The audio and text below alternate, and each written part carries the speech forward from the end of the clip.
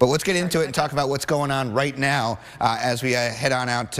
We have a total weather alert today because this is a big storm. Still has winds of 80 miles an hour, and let's look at the advisory at 5 a.m. 80-mile-an-hour winds still gusting to 100 in the center of this storm. It's moving north now in a hurry. 25-mile-an-hour movement.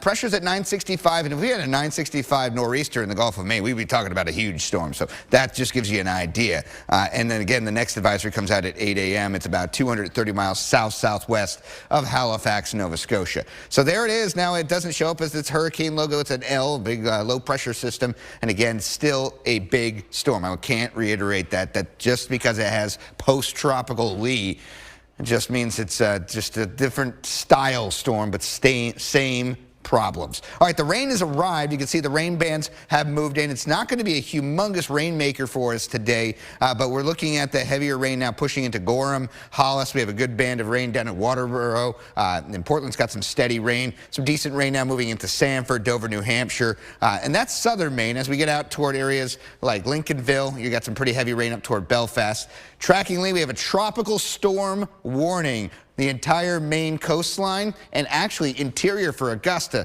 Lewiston, Auburn. And as we head toward interior Cumberland County and areas of the mountains and foothills, you're in a wind advisory. Still expect some pretty gusty winds with it. So as we track post-tropical Lee, the expansive wind field is still that issue. So it looks like it's the cone is way away from Maine, but that post-tropical storm will make landfall with 65-mile-an-hour winds in Nova Scotia going through the Bay of Fundy. So a little bit more of an easterly push again on that cone. But even at 6:30, look at the winds still whipping right along the coastline and in the interior of Maine. So what we're looking at for winds right now, north winds at 26 miles per hour in Portland at this hour, and through the day today, 51-mile-an-hour winds at 9 a.m., 52 at 11, 50 at 1, and 46 at 3. So it starts to taper off a little bit earlier now, but if we have several hours of 50-mile-an-hour winds, that's going to put a lot of stress on a lot of trees. But it's not just the winds, it's the waves and the coastal effects. Colleen, it looks like a big storm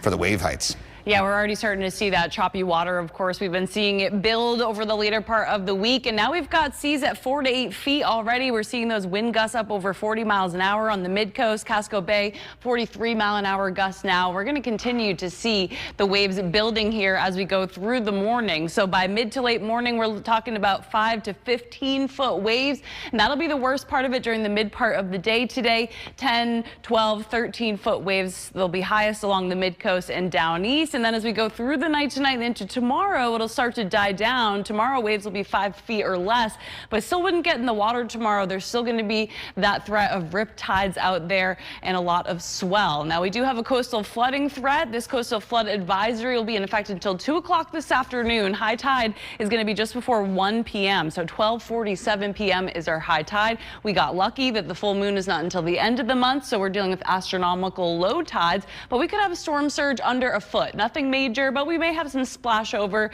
and water on the roads in the usual problem areas that we see during those king tides. Now let's track out the rain for you here as we go through the morning. We're going to continue to see these bands here moving through. Notice a lot of them start to fizzle out by the time they get to New Hampshire. The mountains not looking at a whole lot of rain out of this system. And then look what happens later this evening. We may start to see the sun break out across parts of western Maine. However, they'll still be dealing with that rain into the evening. Camden, Bar Harbor, you can see it pulls away though as we go into the overnight hours. And look at tomorrow, full sunshine for your Sunday. It will still be breezy as Lee pulls away, but we'll be drying out until the next round of rain comes in here for Monday and into Monday night as well. So additional rainfall going forward for today from Lee. Most places going to end up with less than an inch. You'll see the mountains less than a half of an inch, but once you get to the mid coast and down east, those areas looking at an inch or more of rainfall going forward. So we're going to be under a total weather alert here for the better part of the day, dealing with that wind and that rain. Things will start to wind down once we get to the evening hours, and then we get sunshine into tomorrow. Terry, Christina. Colleen, thank you.